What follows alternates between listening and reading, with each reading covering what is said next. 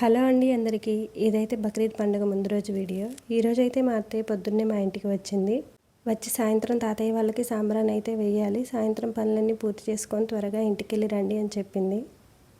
అందుకోసం నేను ఇక్కడ సాయంత్రం పూట పనులన్నీ చకచకా చేసేసుకుంటున్నానండి. పిల్లలైతే నిద్రపోతున్నారు, అందుకోసం నేనైతే పనులన్నీ త్వరగా చేసేసుకుంటున్నాను.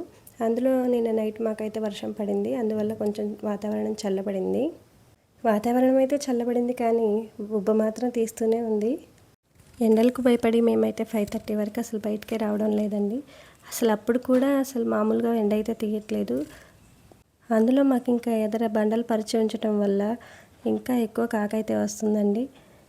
వరద బాధితులకు పులిహోర పొట్లలాగా ఇలా వచ్చి అలా వెళ్ళిందండి వర్షం అయితే పడింది, కానీ ఆ తర్వాత ఉబ్బ మాత్రం వర్ణనాతీతం. ఎంత ఎండ తీసినా ఎంత వర్షం పడినా కూడా మన ఆడవాళ్ళకైతే ఇంట్లో పనులు తప్పవు కదండి. ఎప్పుడైనా మధ్యాహ్నం ఒక కునుకు వేద్దామంటే ఆ గిన్నెలు ఆ బట్టలే కల్లోకి వస్తూ ఉంటాయండి. మా పిల్లలకి స్నానం చేయించి వాళ్ళకి అన్నం పెట్టి నేను అన్నం తినేసి ఈ లోపల మా హస్బెండ్ వస్తే ఆయనకి అన్నం పెట్టేసి మేమంతా సర్దుకొని ఇక పక్క వేసుకొని ఒక కునుకు తీద్దాం అనుకునేసరికి 3 అవుతుందండి టైము. మా హస్బెండ్ అయితే 2ంటికి అలా వస్తారు. మా పిల్లలైతే 3 వరకు నిద్రైపోరండి, ఆడుకుంటూనే ఉంటారు, లేదంటే నా మీద ఎక్కి తొక్కుతూ ఉంటారు. అలా వాళ్ళు పడుకోగానే నేను కూడా ఒక కునుకు తీద్దామంటే అప్పటికే 3 అయిపోతుంది. ఇంకా 3 అయితే అయింది కదా, ఇంకేం పడుకుంటాంలే అని కొద్దిసేపు అలా సెల్ చూసేసి రీఫ్రెష్ కోసం ఒక చాయ్ పెట్టుకొని తాగి ఇంకా పనులైతే మొదలు పెడతానండి. అది కూడా చలికాలం అయితే 3:30కి అయితే స్టార్ట్ చేస్తాను. ఇది ఎండాకాలం కావడంతో 5:30 వరకు అయితే బయటకైతే రావడం లేదు. అలా కూర్చొని ఇంట్లో అయితే ఉంటాం, కానీ బయటికి మాత్రం పొరపాటున రాము, మా పిల్లల్ని కూడా రానివ్వమండి.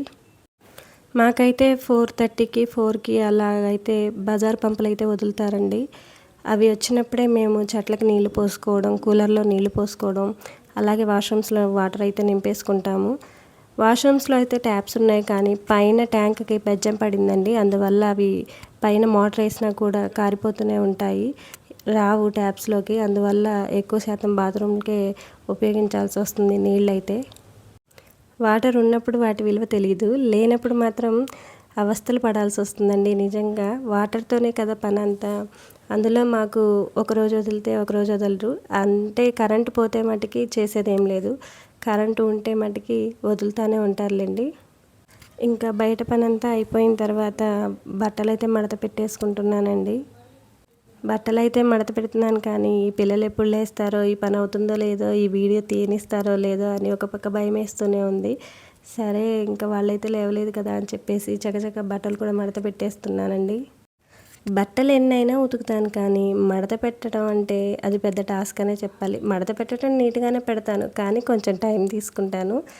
అది దండం మీద నుంచి తీసిన వెంటనే అయితే మడత పెట్టనండి, అవి లాస్ట్లో ఎప్పటికో మడత పెడతాను. తీసిన వెంటనే అయితే ఎందుకో నాకు మడత వేయాలనిపించదు. ఇంకా పై పని చేసేసుకొని నైట్ అలా మడత పెడుతూ ఉంటాను. ఈరోజు అంటే పని ఉంది కదా అత్తయ్య వాళ్ళ ఇంటి దగ్గర, అందువల్ల కొంచెం ఎర్లీగా మడత పెట్టేసుకుంటే ఓ పని అయిపోతుందిలే అని చెప్పేసి మడత పెడుతున్నానండి. ఆడవాళ్ళు ఇంట్లో ఎంత పని చేసినా కూడా విలువ ఇవ్వరండి. నువ్వు ఇంట్లో పనే కదా చేస్తున్నావు, నువ్వు బయటికి పోయి ఏమన్నా రూపాయి తెస్తున్నావా అని మాట్లాడతారు. అలాంటప్పుడు పెళ్లి చేసుకునేటప్పుడే జాబ్ చేసే వాళ్ళని చేసుకోవచ్చు కదండి, ఇంట్లో ఉండే వాళ్ళని ఎందుకు చేసుకోవడం? ఇంట్లో ఉండే వాళ్ళని పెళ్లి చేసుకోవడం ఎందుకు, నువ్వు ఇంట్లోనే ఉంటున్నావని మాట్లాడటం ఎందుకు? లేకపోతే ఇలా మాట్లాడటానికే చేసుకుంటారా? బయట నుంచి వచ్చిన ఆడపిల్లంటే ఎందుకండి ఎంత చులకన? ఇది నా విషయం అయితే కాదండి, జనరల్గా మాట్లాడుతున్నాను. మా ఆయన అయితే నాతో ఫ్రీగానే ఉంటారు.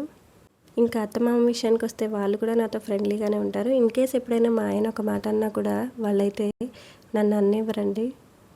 ఇంకా మా ఆయన్నే కొంచెం గద్దిస్తారు. బట్టలు మడతేయటం అయితే అయిపోయిందండి. ఇప్పుడు అత్తయ్య వాళ్ళ ఇంటి దగ్గరికి అయితే వెళ్తున్నాను. మా మామయ్య చూడండి మా ఆటో అయితే తుడుస్తున్నారు. మా మామయ్య అయితే క్షణం కూడా తీరిగ్గా ఉండడండి, ఎప్పుడు ఏదో పని చేస్తూనే ఉంటాడు. ఆయనకి అదొక అలవాటు. ఇక్కడ మా అత్తయ్య వచ్చేసి వంట అయితే చేస్తుందండి. ఈ సాంబ్రాణి అనేది వెనకటి నుంచి వస్తుంది, కానీ ఈ టైంలో ఏంటంటే ఇస్లాంలో ఇలాంటిది అయితే లేదని చెప్తున్నారు. కానీ కొంతమంది ఏంటంటే ఇది ఎప్పటి నుంచో వస్తుంది కదా, దీన్ని ఎందుకు స్కిప్ చేయడం, మళ్ళీ స్కిప్ చేస్తే ఏమైనా అవుతుందేమో అన్న సెంటిమెంట్స్ అయితే ఉంటాయి కదండి కొంతమందికి. అందుకే ఇదైతే కంటిన్యూ చేస్తున్నారు. ఇక్కడైతే మా అత్తయ్య మా మామయ్య నాతో మాట్లాడుతున్నారు. చాలా ఫ్రెండ్లీగా ఉంటారండి. మా అత్తయ్య అయితే ఎప్పుడు ఏదో ఒక జోక్ వేస్తూనే ఉంటుంది మమ్మల్ని నవ్వించడానికి. ఇక్కడ కట్టెల పొయ్యి మీద బగారా అయితే వండుతున్నారండి. సాంబ్రాణి అంటే పెద్దవాళ్ళకి ఇష్టమైనవన్నీ వండి వాళ్ళ దగ్గర పెట్టేసి దువా చేసుకోవడం అండి. ఎవ్రీ ఇయర్ బక్రీద్ ముందు రోజు అయితే సాంబ్రాణి వేస్తారు. బక్రీద్ రోజేమో నమాజ్కి అయితే వెళ్తారండి. చూడండి ఇలా పెట్టేసి సాంబ్రాణి వేసుకొని దువా అయితే చేసుకుంటారు పెద్దవాళ్ళని తలుచుకుంటూ. మా అత్తయ్య వచ్చేసి ఇవాళైతే చికెన్, మటన్ అండ్ బగారా అయితే వండిందండి. మా అత్తయ్య చేతి వంట చాలా బాగుంటుందండి. సేమ్ మా మమ్మీ ఎలా చేస్తుందో మా అత్తయ్య కూడా సేమ్ ప్రాసెస్ అండి. సేమ్ అలాగే చేస్తుంది. మా అమ్మ చేతి వంట తిన్నట్లే ఉంటుంది నాకు మా అత్తయ్య చేసింది తిన్నప్పుడు. ఇంకా సాంబ్రాన్ని వేసేసి అన్నం అయితే తిన్నామండి. అన్నం తినేసి కాసేపు అలా కబుర్లు చెప్పుకొని మళ్ళీ మా ఇంటికి అయితే వచ్చేసామండి. సబ్స్క్రైబ్ చేసుకోండి ప్లీజ్.